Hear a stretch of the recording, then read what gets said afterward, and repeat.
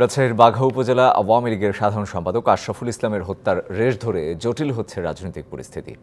সাবেক পররাষ্ট্র প্রতিমন্ত্রীর বক্তব্যে ফুঁসছে প্রতিপক্ষ আওয়ামী লীগের সভাপতিমণ্ডলীর সদস্য AHM খায়রুজ্জামান লিটনের অনুসারীরা। এরই জেরে মহানগর আওয়ামী লীগ থেকে শাহরিয়ার আলমকে অবাঞ্ছিত ঘোষণা করে তার কুশপুত্তলিকা দাহ করা হয়েছে।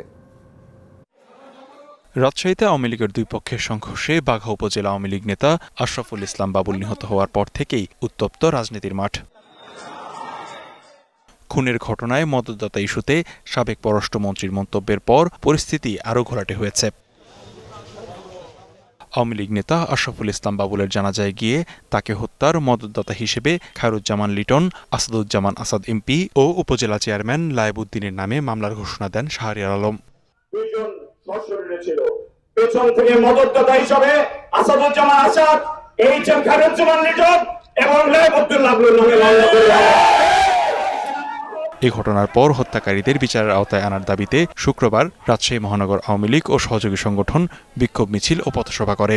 এ সময় এমপি শাহরিয়ার আলমকে রাজশাহী মহানগরীতে অবাঞ্ছিত ঘোষণা করে তার কুশপুত্তলিকা পোড়ানো হয়। বিশ্বাস করতেন তাহলে তিনি কোনদিনই এই কথা বলতে পারতেন না।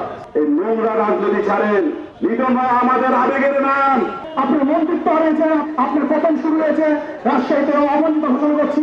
বিবাদ নিরসনে দলীয় প্রধানের নির্দেশনার অপেক্ষায় অনেক নেতা। বিভিন্ন জেলায় জেলায় উপজেলায় কেন্দ্রীয় কমিটি টিম আকারে পাঠিয়ে নিরসন করার উদ্যোগ নেওয়া হবে। আওয়ামী লীগের মতো বিশাল একটা দলে এরকম টুকটাক হতেই পারে, আবার সেগুলো নিরসনও করে দেওয়া সম্ভব। নগদের কাছে সব গ্রাহকই প্রিয়, তাই তো সারা দেশে ক্যাশ আউট চার্জ সবচেয়ে কম। দলের গুরুত্বপূর্ণ পদে থাকা নেতাদের মধ্যে বিরোধের অবসান চান তৃণমূলের নেতাকর্মীরা।